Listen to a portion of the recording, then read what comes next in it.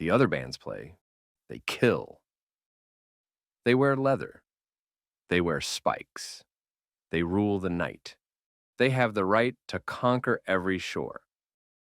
And all the wimps and posers leave the hall. Because this is the story of Manowar.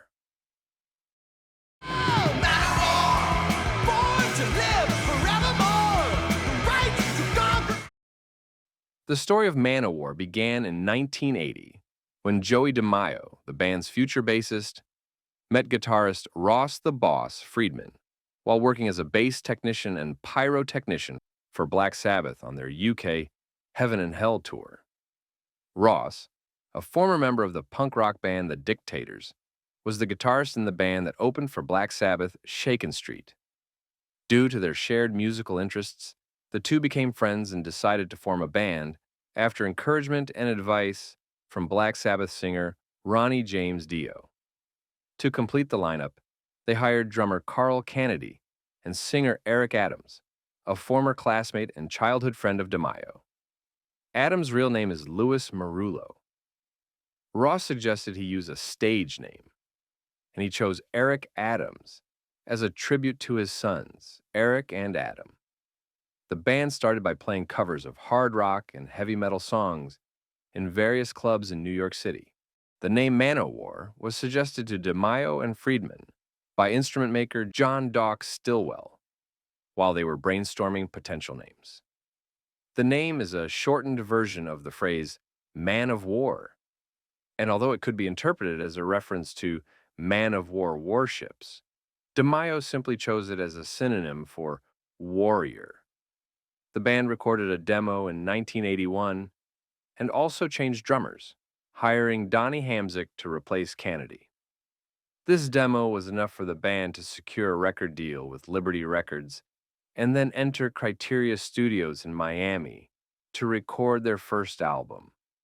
Initially, Eric Adams refused to scream in songs, fearing it could damage his voice. DeMaio convinced him to do it, telling him that his music career wouldn't go far without something like that. The band used their live equipment for their recordings and played so loud that it drove everyone crazy and caused some problems in the studio, resulting in the interruption of a Bee Gees recording that was taking place 2 studios away. The album was produced by Friedman and DeMaio. It includes the song Manowar, which opens Side B. Although eponymous songs were common at that time, for example, Motorhead or Iron Maiden, Manowar's is different because it has lyrics that speak about the band itself. The song Dark Avenger was written to include narration. The band wanted to have a famous actor narrate it and thought of Vincent Price and James Earl Jones, but ultimately decided to approach Orson Welles. Executive producer Bob Curry contacted Welles's management, who accepted the proposal. In fact, he ended up recording 2 narrations. One was used for Dark Avenger, and the other would be used the following year on the single Defender. Later, Welles also recorded an introductory narration that the band uses in their live performances. The album, titled Battle Hymns, was released on June 14, 1982. It was a first taste of what was to come. The band begins a series of themes here that would follow them throughout their career. Battle and War, in Shell Shock and Battle Hymn. Motorcycles, in Death Tone. References to how awesome heavy metal is, in Metal Days. Self-references, in Manowar. The epic atmosphere overflows in songs like the title track and Dark Avenger, although it hasn't yet permeated the entire album. For many, this album is the beginning of the genre that would later be called U.S. power metal, although any reference to names at that time must certainly be made with caution, as, for example, even Metallica were called power metal. Anyway, based on what we know now, it's definitely a very fundamental influence. The album was supported by a tour with Ted Nugent and Pat Travers, with Manowar opening the shows. At some point, they will be expelled from it, as they are said to have received a greater response from the public than the other two. Press interviews to promote the album saw the first mentions of what would later crystallize as the true metal versus false metal narrative, with Joey DeMaio already stating in a 1982 interview with Sounds, American audiences don't know what true heavy metal is. They really don't have a taste of metal. They don't have Motorhead or anything like them. While Ross, the boss, Friedman, expressed his disapproval of the new wave and pop of the time, as well as his concern about the supposed decline of the rock and roll soul. Of course, even if they hadn't made those statements, a look at the image they had already in their first photo shoots said it all. At the time of its release, the album's critical reception was lukewarm to negative, although over the years, the record has been recognized both for its influence on future heavy metal and European power metal, and for paving the way for the strong cult following that Manowar acquired, as the band had already begun to gain its first European fans, particularly in the United Kingdom and Germany. Due to the strain of the non-stop performances at the end of the album's promotional cycle, Hamzik decided to leave the band, others say he was fired, and was replaced by Scott Columbus. During the same period, Liberty Records and Bill Aucoin dropped Manowar due to negative reviews and various complications in promoting the band. DeMaio has repeatedly expressed his anger about this, saying that for a while the band was practically left to die. Anyway, they will recover soon as they signed with Megaforce Records in the USA and Music for Nations in Europe. And they even made the front page of the British music press because they signed the new contract in blood, thus declaring their resistance to the music industry from which they felt they had been wronged. The whole story was the cover feature in issue number 47 of Kerrang! Magazine July/August 1983. After the signings, Manowar immediately entered a recording studio in Rochester, New York, to record an EP, which, due to the quantity and quality of the songs created during that period, would be turned into a full album, the band's second, titled Into Glory Ride. An EP was actually released in 1983 titled Defender, and it contained the eponymous song, which again featured narration by Orson Welles. As for the album, it was released on July 1st, 1983, co-produced by the band and John Matthias. It is the band's first release to be fully recognized as U.S. power metal, one of the earliest examples of the genre. It is also the first time the album's atmosphere is almost exclusively steeped in classical heroic fantasy and mythology, serving as a precursor to Viking metal. Except for the opening track, which despite its title, Warlord, still refers to motorcycles and gloves of metal, which once again talks about heavy metal itself, all the other songs deal with dark, violent, and epic themes. And there's also the first song that refers to Viking mythology, Gates of Valhalla. At the same time, it's perhaps the band's heaviest album, with the sound in some cases approaching the still undefined doom metal. My strength is hatred, torment. Regarding the album cover and the band's image, Friedman has stated that the band ordered real swords. It was all real. We were real. We were completely dedicated. The dichotomy between true metal and false metal, as well as the phrase death to false metal, are clearly present in Into Glory Ride, as both appear on the album's back cover. It wasn't difficult to understand that true metal aligns with Manowar themselves and the authentic characteristics of heavy metal music, while false metal refers to commercial motives and posers. Friedman would later disavow this dichotomy, stating that it was the worst thing Joey ever said, and it did set us up for humiliation in the end. To promote the album, Manowar will film their first official music video for the song Gloves of Metal in 1983. The album didn't chart, but it marked an increase in their fan base, again in Europe and particularly in the United Kingdom, where the band had planned a major tour that was ultimately canceled. To apologize for the failure of their UK tour, Manowar decided to dedicate their next album to their fans there. The album was recorded and mixed in just 12 days in November 1983 at Phase One Studios in Toronto, Canada. Its title will be Hail to England, and it will be released in February 1984. However, and despite the title, The album cover actually depicts the flag of the United Kingdom, not the flag of England. It is also a nod to the new wave of British heavy metal, which emerged in the early 1980s and was certainly a key influence on the band. Joey DeMaio wanted to work with producer John Matthias again, but the band was informed that he wasn't interested, so they hired Jack Richardson. The band recorded enough songs to fill 2 albums, which explains why their next album was released so soon after this one. On the record, Friedman used a modified guitar tuning for songs like Each Dawn I Die and Bridge of Death. In this tuning, all strings are tuned normally, except for the 6th string, which is tuned to C major. Friedman would later state that no producer had been able to record Manowar until they met Richardson, recalling that he was able to deal with our volume in the studio. The album became Manowar's first work to enter a chart, reaching number 83 on the UK Albums Chart. It also received very good reviews, although DeMaio's insistence on including bass solos began to irritate some journalists. The album leaves behind the dark heaviness of Into Glory Ride and gives us an excellent variety of typical, epic mid-80s heavy metal. All the songs are catchy, easy to remember, and showcase the band's excellent songwriting level. The album culminates with the captivating 9-minute Bridge of Death, which closes the record and is one of the highlights in the band's history. The record is rightly considered one of the band's best to this day, as it maintains a consistently high level, perhaps to a greater extent than any other of their albums. At the same time, of course, it would also be their last work with Megaforce/Music for Nations, as they would sign with Virgin after the end of the tours.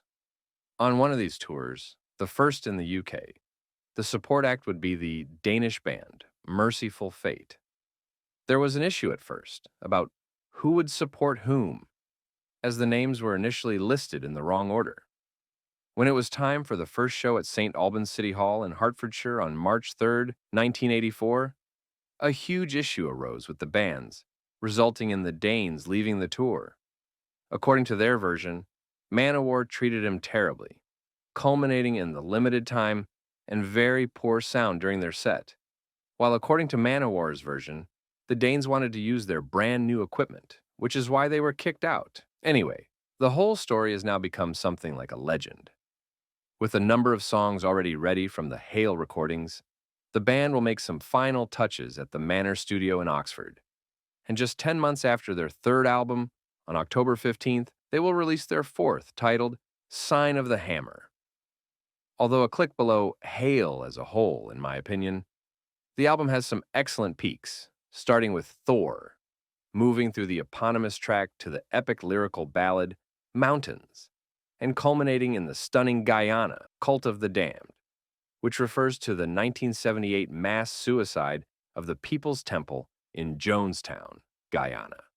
The band will embark on their first major European tour at the end of 1984 to promote the album, with a total of 31 performances in the United Kingdom, Germany, the Netherlands, Belgium, Denmark, Finland, and Sweden.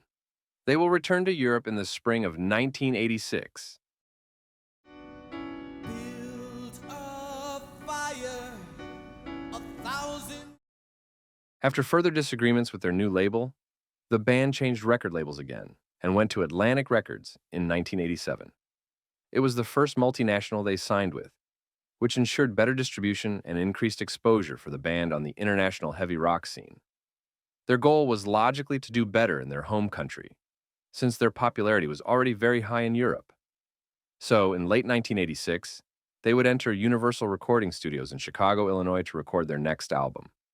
Band members have stated that it is the first album in heavy metal history to be recorded and mixed entirely on digital equipment with a 32-channel console.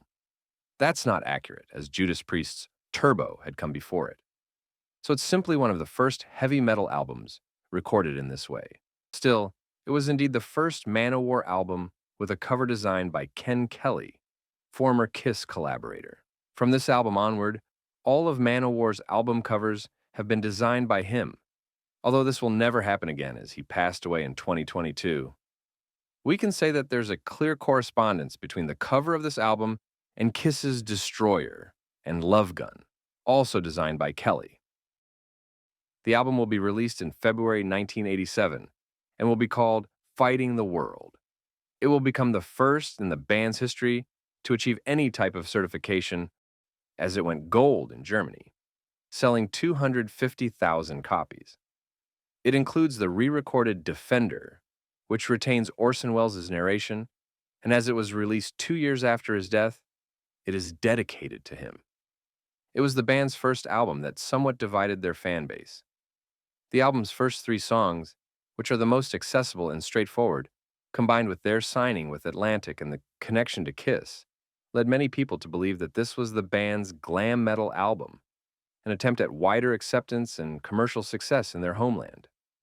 I still remember the endless discussions and arguments in the pages of the Greek Metal Hammer about whether this album was a proper Manowar album or not. The truth is, of course, that the rest of the album's songs, starting with the soaring Violence and Bloodshed, can hardly be considered commercial.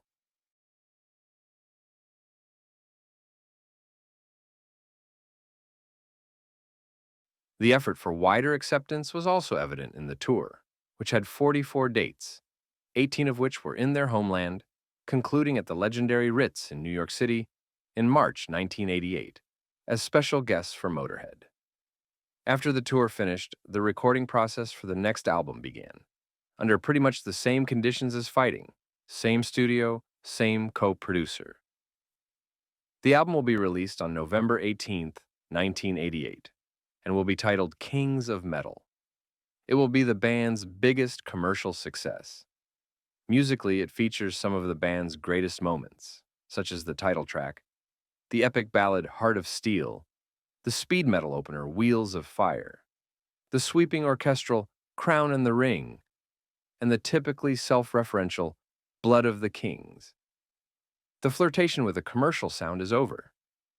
This is a classic Manowar album that manages to break free from the confines of US power metal and becomes one of the main influences on its European cousin as well.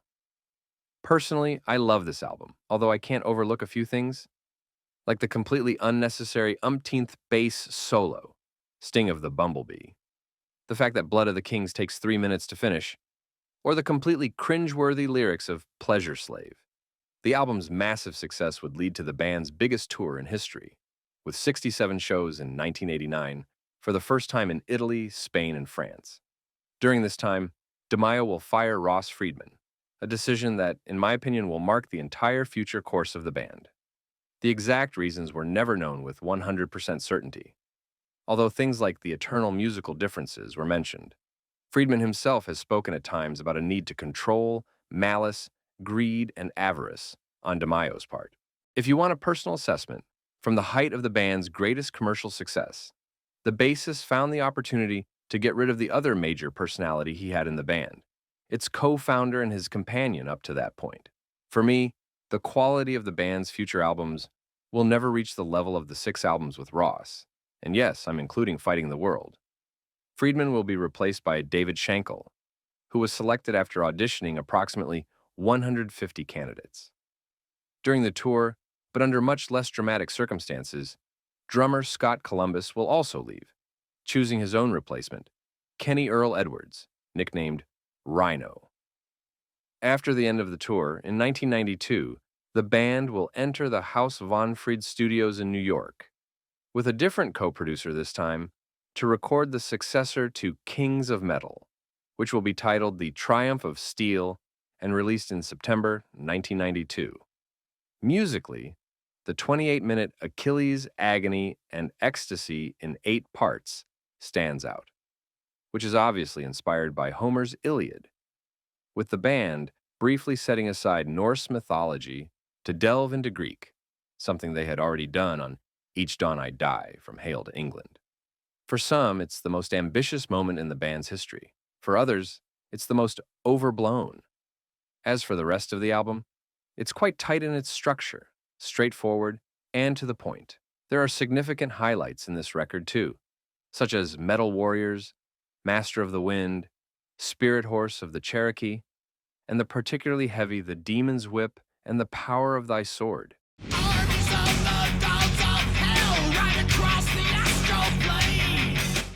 In my opinion, it's the best thing the band did without Ross the Boss. Also, yes, the band's popularity was quite high at that time, but in so many parts of the world except their homeland. Despite increased sales with Atlantic, the band still hadn't seen any of their albums enter the Billboard Top 200. With the changes happening in the music industry at that time, and the decline of the more traditional heavy metal sound, the band consciously or subconsciously decided to focus 100% on Europe, playing only one concert in the USA during the 3-year period of 1992, 1993, and 1994. They also visited my country for the first time during the legendary concert on November 21st, 1992, at the Peace and Friendship Stadium in Piraeus. For those of you who don't know, Manowar were and remain one of the most popular heavy metal names in Greece, a love that began in the mid-80s and continues to this day. Just think that in Greece in the 80s, Manowar sold more records than Madonna.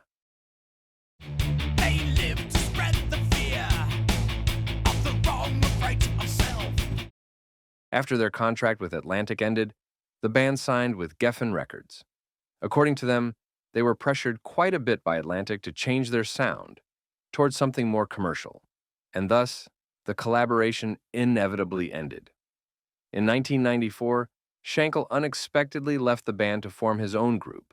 He was replaced by Carl Logan, a musician DeMaio met during a biker gathering, where, according to Logan's account, the bassist almost hit him with his motorcycle.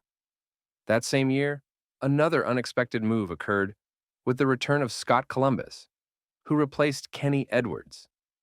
The band spent most of 1995 recording their new album at the same New York studios as The Triumph of Steel. Additional orchestral recordings were made in Los Angeles. The album will contain 3 songs, Brothers of Metal, Courage, and Number One, which had already been demoed and played live by the band in 1986. The album will be released on April 29, 1996, and will be titled Louder Than Hell. Despite good sales, it was criticized for its simplistic style. Personally, I find it positive that it has a clear structure, with just a double instrumental toward the end, especially compared to what would follow. There are some very strong moments. Brothers of Metal, The Gods Made Heavy Metal, Courage, Number One. And overall, in most of the songs, the band manages to maintain a good level that somehow connects us to the golden age of the 80s. And of course, releasing an album with such titles and lyrics in 1996 required either great recklessness or great bravery or something else. In terms of touring and fan response, things were going great, with the band doing one tour after another for the next 4 years. They returned to their homeland and played for the first time in countries where they were very popular: Argentina, Brazil, Russia. From that period onward, the band entered an era where, unintentionally anticipating what would later happen in the music industry, they would become a touring group, releasing very little in terms of new music. One reason for this is DeMaio's stubborn perfectionism, which often delays new releases. As a result, the group has released only 3 full albums of new music in the nearly 30 years since. The first of these would come out 6 years later, with the gap filled by a collection titled Anthology, and 2 live albums, Hell on Wheels and Hell on Stage. The band's 9th album, titled Warriors of the World, will be released on June 4th, 2002, and will mark a shift towards a more symphonic sound and a less rigid structure. For example, there's the cover of Giacomo Puccini's Nessun Dorma, which was arranged in honor of their Italian fans and dedicated to Adam's mother, who had passed away earlier that year. An American Trilogy, a medley of 3 American songs from the 19th century, originally sung by Elvis Presley, connected to the very recent tragedy of 9/11, and the fully orchestral The March. All of this, in my opinion, affects the flow of the album and hurts it. Because when they decide to play heavy metal, they do it exceptionally well, in tracks like the title track and Hand of Doom. We are high atop a mountain with hammers in the wind. Overall, it was an uneven effort that leaves mixed feelings. The band will then embark on a major world tour called the Warriors of the World Tour, which kept them busy and away from a recording studio for a long time. To compensate for the lack of new music, they started releasing DVDs: Fire and Blood in 2002, Hell on Earth Part 3 in 2003, and Hell on Earth Part 4 in 2005. These and all DVDs from the year 2000 onward were directed by Neil Johnson and have all been certified gold in Germany. Besides DVDs, another way they found to offer something new to their audience was through EPs. So, starting with The Dawn of Battle in 2002, they have released a total of 5 studio EPs to date, of which only one has songs associated with an official album release, The Sons of Odin from 2006. These releases were also aided by the fact that in 2003, DeMaio founded his own label, Magic Circle Music, which has since become the band's official record label. The band's next album will come out 5 years after Warriors and will be titled Gods of War. It will be released in February 2007. It's a concept album centered around Odin, the king of the gods and the chief god of war in Norse mythology. It was supposed to be the first in a series of concept albums dedicated to different war gods from various mythologies, but its sequels were never released. The entire text on the booklet was written in the runic alphabet. There's also a clear connection to Richard Wagner's 4-part opera cycle, Der Ring des Nibelungen, with DeMaio having often expressed his admiration for this particular composer. Musically, the album picks up where the previous one left off, but here things go to the extreme. There's again a very strong orchestral and choral element combined with narration, which affects the flow of the album, making it boring and difficult to digest. I know it's a concept album, and things like that are usually included in albums of this format. But here the narrative is rather vague, without a specific story to keep the listener engaged. The next release was the EP titled Thunder in the Sky in 2009. This EP consisted of 2 discs. The first had some new songs, while the second contained the song Father, recorded in 15 different languages. Until that moment, the band had had a stable lineup for 12 years, a kind of record for them. This was soon to change in a tragic and unexpected way.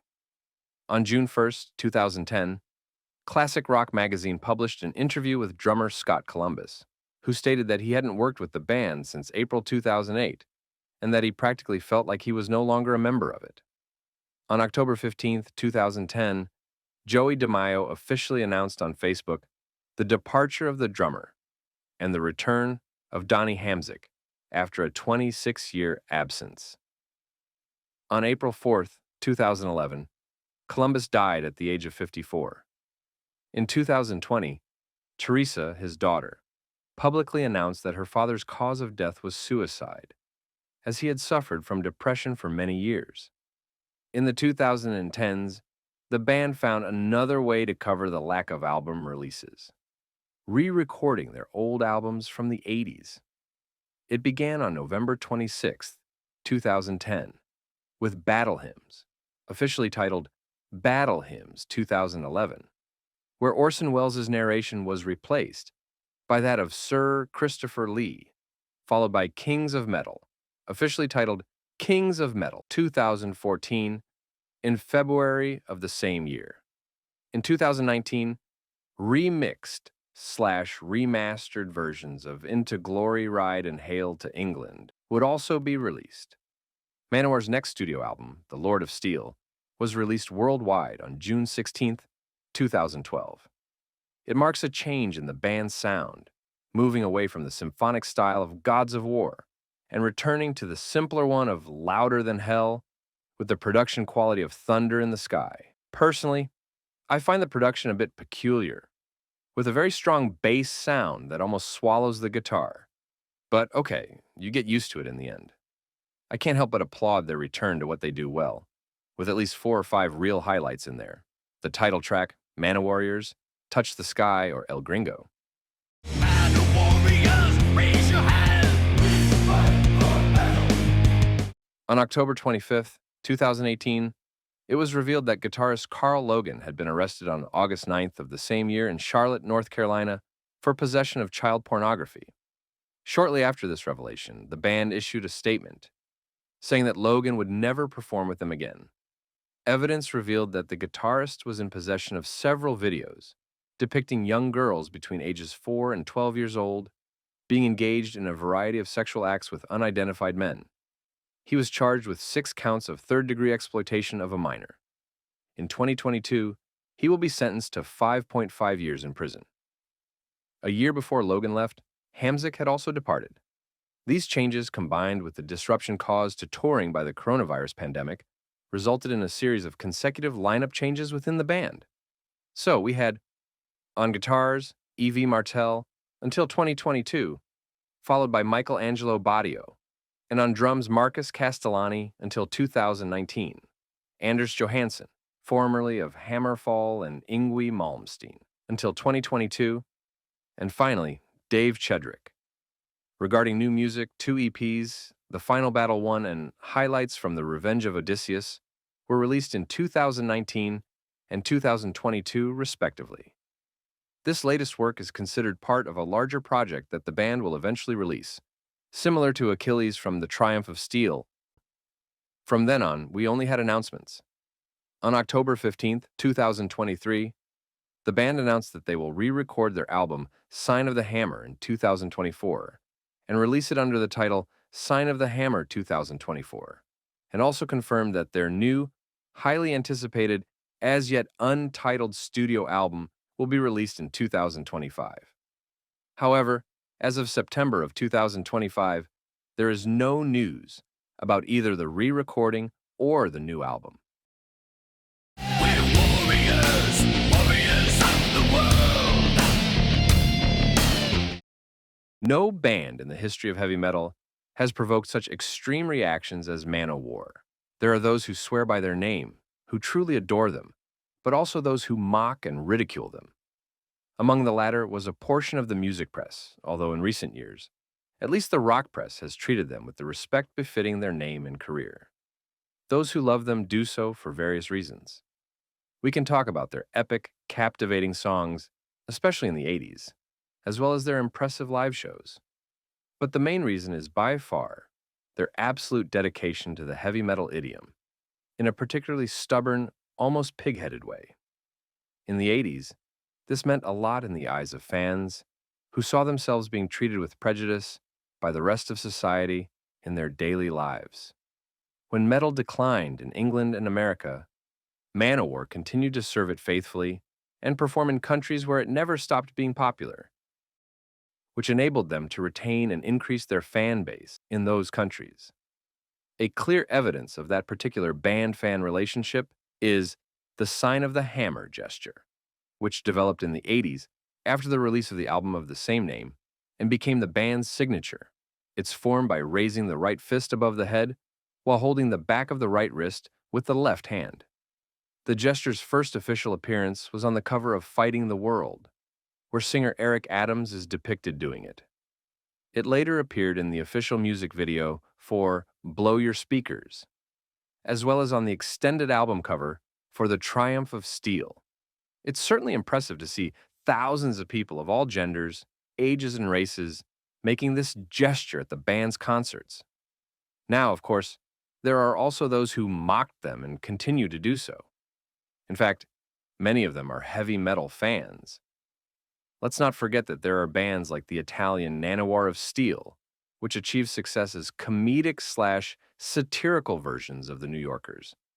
The targets of those who make fun of them are their excessive 80s image, oil, animal fur, swords, and the sometimes quite cringe-worthy lyrics.